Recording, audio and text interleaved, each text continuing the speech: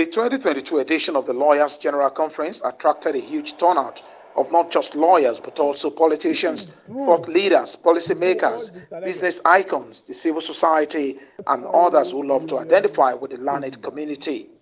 Among top politicians who attended the conference are Peter Obi of the Labour Party, Atiku Abubakar of the People's Democratic Party, and Bola Tinubu of the All Progressives Congress, who was represented by his vice, Kashim Shettima.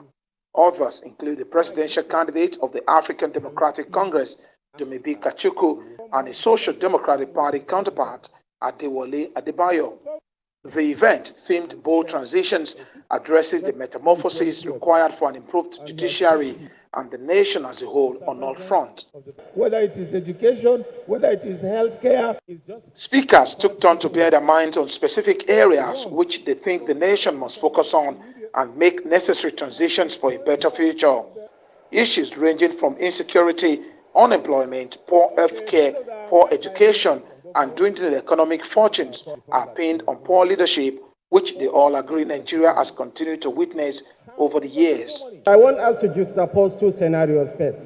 On his part, the vice presidential candidate of the APC, Kashim Shettima, believes that the challenges of insecurity confronting the nation has continued to linger because the spending on the military is way too low and takes negative toll on the morale of soldiers at the center of peacekeeping. At the end of July, Nigeria's population was 216.98 million people. Our GDP, projected GDP, was 445 billion. And our total number of troops was 213,000 for a population of 216 million people. The percentage of our GDP that is spent on the military, on security, was only 0.5%. And our peers across the world, Iraq, Israel, Pakistan, Turkey, they are spending between 4 to 5% of their GDP on military spending.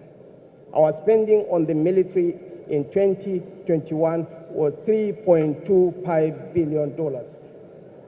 So using the metrics and the variables, with 1970 as the base year, the strength of our army ought to be 960,000 troops.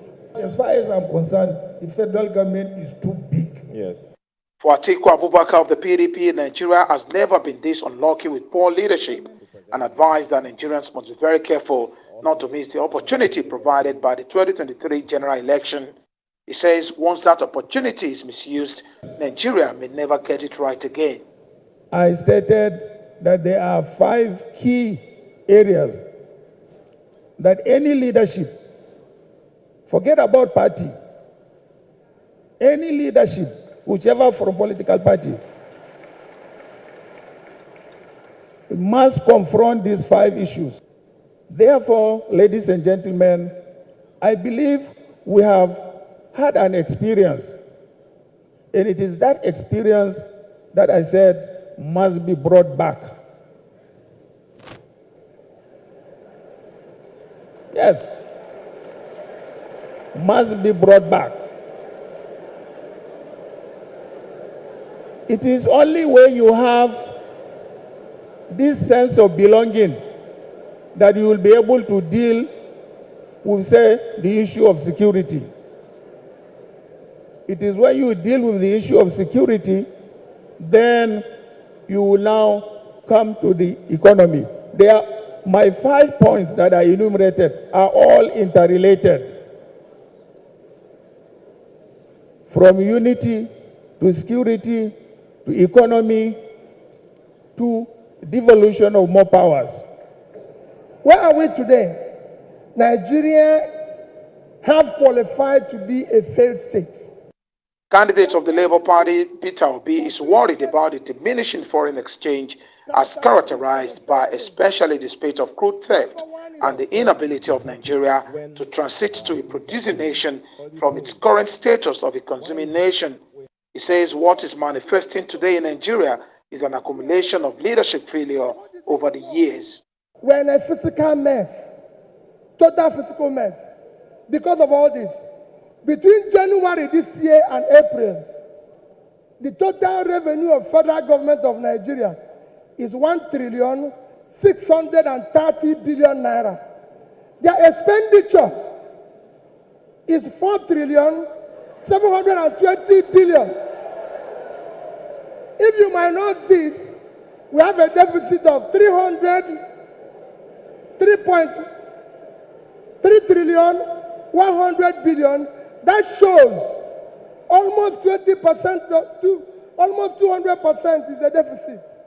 And this is the crisis you face. How did we come here? It's a cumulative effect of leadership failure over the years. Because it's 10%, I'll stop here. I would have talked about power. How did we come here? What are we going to do very quickly to come out of this? Very quickly, you need to have a visionary, articulated, competent leadership to start turning around this. I will keep talking every election season. Adewale Adebayo, who is flying the flag of the Social Democratic Party in the 2023 general election, took the stage to run an advocacy for an improved education, health care, and human capital development, among others. For him, Nigeria has what it takes to be a great nation. Widespread insecurity is a major concern for the candidate of the African Democratic Congress, Dumebi Kachukwu, who insists that Nigeria is already at war, and as a result, there is a need to create more synergy among all security outfits in the country. At least, conservatively, we are losing $4.4 billion every month. And what is the amount of debt that is so we owe? Why do we have a fiscal cliff? Why do we have any of these things? If you apply simple truths, everyone who is concerned will know that we are throwing our money away with international criminals. We must immediately get the police, the civil defense to join our military in this war. I have been to war-torn countries, and Nigeria is the only country in the world where a nation is at war and her people don't know they are at war. We don't know we're at war. Our soldiers are dying every day. And because we are far-flung from the war, we don't realize that we are at war. It involves government and involves the future of our children. The NBA conference, which opened on August the 19th, will run till August the 26th in Lagos. The event will still feature President dinner, CJ cocktail, and the closing party tagged Unbarred 5.0, among others. Oba Adeoye, Arise News, Lagos.